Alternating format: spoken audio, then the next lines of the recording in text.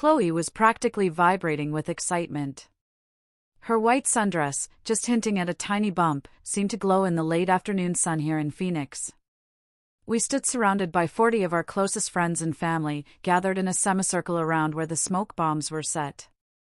She was beaming, explaining how we'd both pull the tabs at the same time, revealing if it was a boy or a girl. My hand was on her lower back, a gesture I'd made 1,000 times before, but this time it felt like a cold, heavy weight.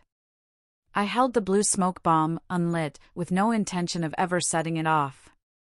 All I could hear, echoing in my mind, were her own words from that recording, * Caleb will never leave once there's a kid involved. * I let her finish her little speech about how this baby was such a blessing, how excited we both were. I waited for the applause to die down, this gentle hum of shared happiness. And then I said it. Just loud enough for everyone to hear, my voice calm, almost flat. Before we celebrate this pregnancy, I have something I want to add. The shift in the air was immediate. You could feel it, like a sudden drop in temperature. Chloe's smile faltered, her eyes darting to mine, confused, tightening at the edges as she tried to figure out what I was doing. I think everyone here should know, I continued, that my wife has been having an affair with her boss, Brendan Hammond, since February. And the baby she's carrying has a 70% chance of being his, based on her own admission in text messages. The silence that followed was so absolute, so complete, I could actually hear the neighbors' wind chimes jingling 3 houses down. Chloe's face went through this dizzying, rapid progression of shock to panic to anger. She started to sputter, "What are you talking about? Have you lost your mind?" But I was already walking toward the garage, the murmurs of the crowd rising behind me, a low, stunned whisper. It wasn't a sudden burst of anger that had brought me to that moment. It was something far colder, far more deliberate. I work as an industrial safety inspector. My job is to identify risks before they become disasters, to calculate failure points in systems that look perfectly stable from the outside. So when I came home early from a job site back in August, a concrete pour got delayed, and saw Chloe's laptop open on the kitchen counter, still logged into her email, I reacted like an inspector. I wasn't snooping, not really. I was just walking past, and a message preview caught my eye. "Last night was incredible," from someone named Brendan. For about 5 seconds, my brain tried to make it innocent. A friend, a coworker, an old college buddy. Then reality crashed in, hard and fast. I didn't confront her. I didn't even let my expression change when she came downstairs 20 minutes later, asking about dinner. I just filed it away. And I started paying attention to things I'd been ignoring for months. She'd been staying late at work twice a week since March. She'd changed her phone password in April. She'd started meeting a personal trainer at weird hours, coming back without looking like she'd broken a sweat. I'd explained it all away because I desperately wanted to believe my wife wasn't that kind of person. For that first week, I just watched her, noting the patterns. She had no idea I was running a completely different calculation than the one she thought we were both working from. On the 4th day, I pulled her phone records through our shared account. Hundreds of texts to a number not saved in her contacts, going back to February. She'd kept it unsaved, probably thinking a random number looked less suspicious. But that kind of operational security only works if your husband isn't the type to cross-reference timestamps with his own calendar. Every single time she told me she was working late, or meeting Jessica for drinks, or visiting her mom, she'd sent or received messages from that number within the same hour. Brendan turned out to be Brendan Hammond, her direct supervisor at the marketing firm where she'd worked for 3 years. Married, 2 kids, according to his LinkedIn profile, and apparently comfortable enough with the affair to use his personal cell phone for it. I created a folder on my personal laptop that she didn't know existed. I started saving screenshots with metadata timestamps, building a timeline that showed exactly when this thing had started and how it had escalated. The messages from March were cautious, flirty. By April, they were explicit about meeting at hotels. By June, she was telling him she loved him. By July, they were talking about how they wished they could be together openly, if only their situations were different. I even recovered deleted messages using a backup program I'd installed on our home computer, which she synced her phone to every night. That's where I found the real damage. In early August, she told him she was pregnant. And they'd had this whole conversation about whether it was his or mine based on timing. She literally said the chances were about 70-30 in his favor, but that it didn't matter because Caleb will never question it. There were messages about how I was stable and reliable, how I'd be a good father. How she couldn't leave me right now because I made twice what Brendan did, and her lifestyle would take a hit. How maybe in a few years, when his kids were older, they could figure something out. But for now, this was the practical choice. I read those messages sitting in my car outside a job site during my lunch break. I remember feeling this cold clarity settle over me, like I was reading an incident report about someone else's life. She'd calculated the whole thing, run the numbers on keeping me versus leaving me, and decided I was the better financial option, even if Brendan was the one she actually wanted. We'd signed a postnuptial agreement 2 years earlier when I inherited money from my grandfather. Something she'd agreed to easily at the time, saying she'd never want my family's money anyway. Now, I understood that agreement was going to be the thing that protected me from losing everything. The first pregnancy announcement came 3 weeks after I found that first message. By then, I'd already met with a lawyer, Mr. Sterling, who specialized in cases involving paternity fraud. He told me audio recordings were legal in Arizona as long as one party consented, which meant anything I recorded in my own vehicle or home was admissible. If I could prove she deliberately misrepresented paternity, I'd have a strong position in divorce proceedings. Chloe sometimes borrowed my truck when her car was getting serviced, or if she needed to haul something. I knew her car was scheduled for an oil change that week. That Tuesday night, I installed a voice-activated recording app on an old smartphone, charged it fully, wrapped it in black electrical tape, and wedged it under the passenger seat of my truck. She took my truck Wednesday morning, just like I knew she would.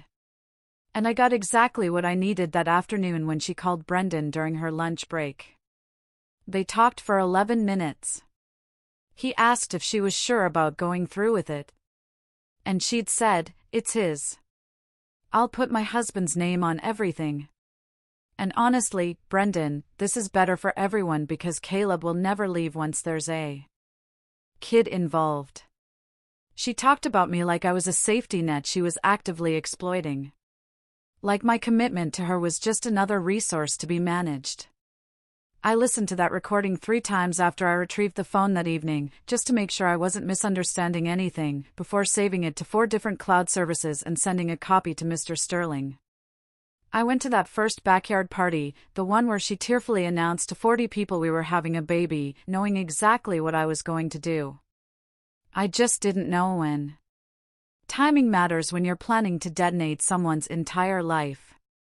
Chloe kept touching her stomach, smiling at me like we were sharing this beautiful secret. Her parents kept talking about grandchildren. And I played the role of excited father-to-be while mentally reviewing every piece of evidence I'd collected. I had screenshots organized by date.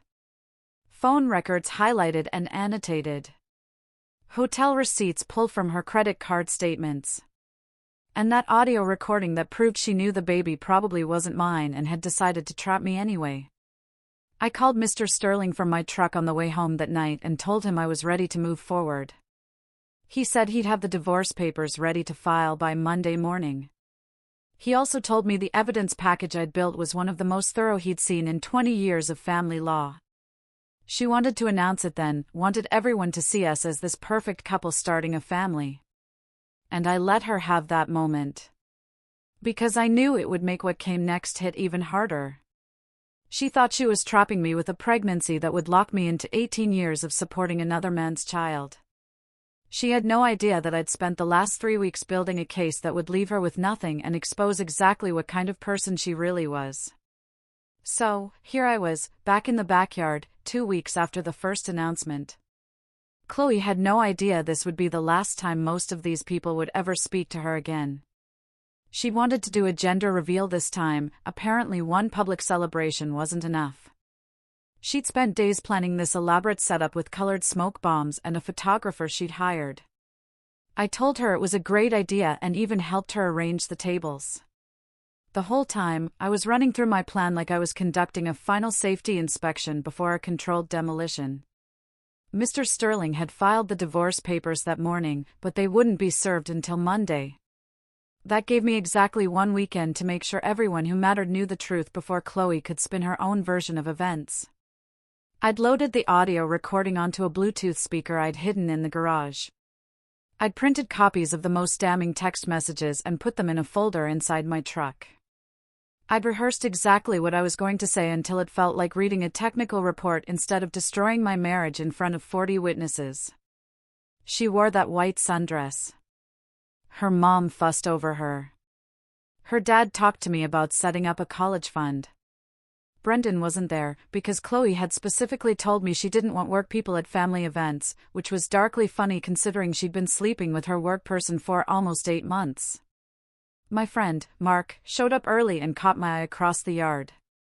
I'd told him 2 days earlier what was about to happen, because I needed at least one person there who wouldn't think I'd lost my mind. One of Chloe's coworkers, Ethan, also showed up with his girlfriend, and I made a mental note that he was going to witness this entire thing and take it back to the office, which was exactly what I wanted.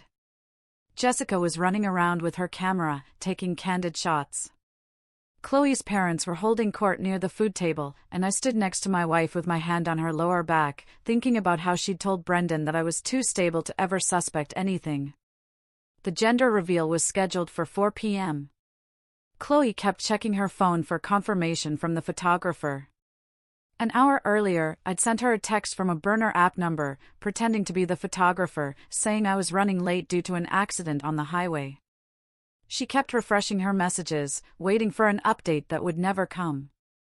She started getting anxious around 3:45, asking if we should wait. I told her we should just use Jessica's camera, that these moments were about family anyway. She bought it completely. Everyone gathered in a semicircle. That's when I'd made my announcement. I'd grabbed the Bluetooth speaker from the garage, connected my phone, and the audio recording played for everyone standing in that backyard. Chloe's voice came through crystal clear as she told Brendan that the baby was his, but she'd put my name on everything because I'd never leave once there's a kid involved, and Brendan really needed to stop worrying because she had it all figured out. I watched her face go white as her own words echoed across the yard. Watched her parents' expressions collapse into confusion and horror. Watched Jessica's camera drop to her side as she stared at her sister like she was seeing a stranger. Chloe tried to grab my phone, but I stepped back, letting the recording keep playing through the part where she talked about how I made good money and she wasn't about to give up the lifestyle for some romantic fantasy with a married man. Her mom made this wounded sound in the back of her throat. Her dad's face went completely blank. I saw several people, including Ethan, pull out their own phones to record what was happening because it was too surreal to just be witnessed. Ethan was already typing something on his phone. I knew by Monday morning, everyone at that marketing firm would know exactly what Chloe and Brendan had done. I turned off the speaker when the recording ended and said that I'd filed for divorce that morning, that paternity testing would be part of the legal proceedings, and that I wanted everyone here to know the truth before Chloe had a chance to rewrite history. She was crying, trying to say something about how it wasn't what it sounded like, how I was taking things out of context. But her own voice had just played for everyone, telling Brendan that she was deliberately trapping me with a baby that probably wasn't mine. Jessica was backing away from her sister like she was physically repulsed. Her mom was crying into her dad's shoulder, and I could see people near the back already heading for their cars. Mark caught my eye and gave me this tiny nod. I picked up my keys from the patio table where I'd left them specifically for this moment. I told Chloe that her stuff would be packed and ready for pickup by Tuesday, that all communication from this point forward needed to go through my lawyer, and that she should probably call Brendan and let him know his wife would be getting some interesting information in the next 24 hours. The last thing I saw as I walked out of that backyard was Chloe standing alone in her white sundress with the unlit smoke bomb still in her hand, surrounded by people who were either staring at her or deliberately not looking at her. And I felt nothing except this cold satisfaction that she'd gotten exactly the public spectacle she'd wanted, just not the kind she'd planned for. I heard her calling my name as I got in my truck, but I didn't turn around. didn't give her the confrontation she was probably desperate for. I drove to Mark's apartment where I'd already moved half my important belongings earlier that week. She'd wanted everyone to see us as the perfect couple, expanding our perfect family. She'd orchestrated this whole performance about love and commitment, and I'd let her have her stage, right up until the moment I used it to show everyone exactly who she really was.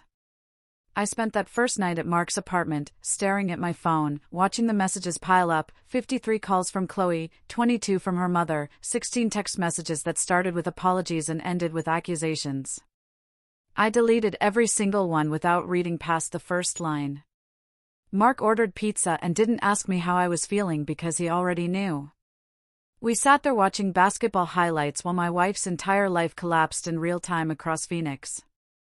I'd blocked Chloe's number by midnight because the voicemails were getting increasingly desperate.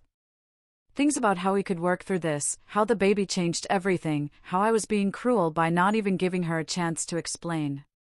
The thing she didn't understand was that I'd already given her dozens of chances over the 7 months she'd been sleeping with Brendan. Every single night, she'd come home and kissed me and let me believe we were building something real. I didn't owe her anything now except the legal minimum. Monday morning, I sent an email to Brendan's wife, Vanessa, using the contact information I'd found on her public Facebook profile. I kept it simple and factual, like I was filing an incident report. I attached screenshots of the messages between Brendan and Chloe with timestamps. I included the audio recording. I wrote exactly 3 sentences explaining that her husband had been having an affair with my wife since February and that I thought she deserved to know before making any decisions about her own marriage. She responded 6 hours later with just 2 words, "Thank you." I found out later from Mark, who knew someone in their neighborhood, that she'd called a locksmith before Brendan even got home from work that day. Brendan tried calling me twice that week. I let both calls go to voicemail.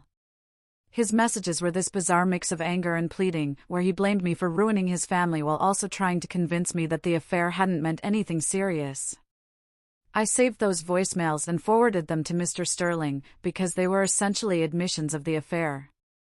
Watching Brendan scramble to control damage he'd caused himself was the closest thing to entertainment I had during those first few days. The HR investigation at Chloe's company started on Wednesday after Ethan submitted a formal complaint about a supervisor having an inappropriate relationship with a subordinate. He'd apparently included video footage from the gender reveal party showing the audio recording playing for everyone.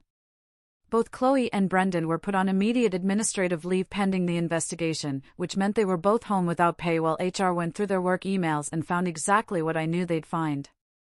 Company policy was clear about relationships between supervisors and direct reports. The fact that they'd been using company resources to coordinate their affair made it even worse from a liability standpoint. They were both officially terminated on Friday afternoon. I only know the timeline because Chloe sent me a long email about how I destroyed her career and her reputation over a mistake she'd made when she was confused and vulnerable, completely ignoring the fact that she'd spent 7 months deliberately deceiving me while planning to commit paternity fraud. I met with Mr. Sterling every few days to go over the divorce proceedings. Everything was moving faster than typical because Chloe's lawyer knew they had no leverage and was advising her to settle quickly. The paternity test was scheduled for after the baby was born, but we'd already established grounds for divorce based on adultery with documented evidence. And that postnuptial agreement I'd mentioned was about to do exactly what it was designed to do. She was asking for the house and spousal support and half of everything. But Mr. Sterling had put together a case showing that she'd committed fraud by concealing the affair and deliberately misleading me about paternity. We offered her a settlement that gave her $20,000 in her car in exchange for a clean break with no spousal support and no claim to the house or my inheritance. Her lawyer convinced her to take it after explaining that going to trial would cost more than she'd ever recover and would involve all the evidence becoming public record in court documents that anyone could access. The divorce was finalized in early December, 11 weeks after the backyard party. The entire hearing lasted less than 10 minutes because everything had been settled in advance. I walked out of that courthouse feeling lighter than I had in months. Not happy, exactly, but free from the constant weight of pretending everything was fine when it wasn't. Chloe tried to approach me in the parking lot, but I kept walking. I heard her yelling something about how I'd never know if I'd thrown away my own child, but I didn't turn around, because I already knew the answer didn't matter anymore. The baby was born in March. I got a letter from her lawyer requesting paternity testing, but I filed a motion to dismiss based on the settlement agreement she'd signed that explicitly waived any right to establish paternity as part of the divorce terms. The judge agreed without even scheduling a hearing. I ran into Jessica at a coffee shop in April. She apologized for not reaching out sooner, said she'd been processing everything and trying to figure out what she could have missed in her sister. She told me Chloe was living with their parents and working retail, because nobody in marketing in Phoenix would hire her after word got around about why she'd been fired. She also mentioned Brendan had moved to Seattle after his own divorce went through. I thanked her for the information, but I didn't ask for details, because I'd already moved on in every way that mattered. I could tell she was looking for some kind of closure or forgiveness that I wasn't equipped to give her. I'd started seeing someone new, Julia, who worked in the scheduling department at one of my regular job sites. She knew the basics of what had happened, but didn't treat me like I was damaged or needed fixing. We'd been dating for 6 weeks, and it felt easy in a way that my marriage never had. No constant calculations or second-guessing, just two people who enjoyed each other's company without the weight of betrayal hanging over everything. I'm not the guy who got cheated on anymore. I'm just me, and that's enough. So, here's what I want to know: was I wrong to expose her publicly instead of handling it privately? Or does planning paternity fraud forfeit your right to a quiet divorce?